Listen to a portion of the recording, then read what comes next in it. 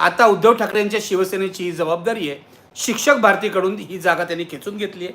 पण शिक्षकांच्या प्रश्नाविषयी दक्ष राहा, शिक्षकांचे प्रश्न मांडा, नुसत्या खाजगीकरणावर भर देऊ नका.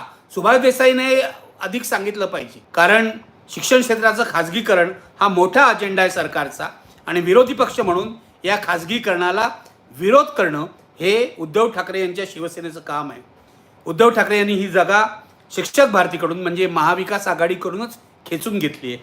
आता शिक्षकांच्या प्रश्नावर लढण्याची जबाबदारी त्यांना घ्यावी लागेल आणि शिक्षकांना हे दाखवावं लागेल की कपिल पाटील जसं 18 वर्ष लढले तसेच आम्ही यापुढेही लढू. उद्धव ठाकरेंनी सांगितलं पुढच्या वेळेला असं होणार नाही.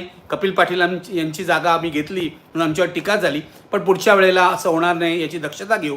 महाविकास आघाडीतले जे छोटे पक्ष आहेत त्यांचीही खबरदारी आम्ही घेऊ असं उद्धव ठाकरे म्हणाले.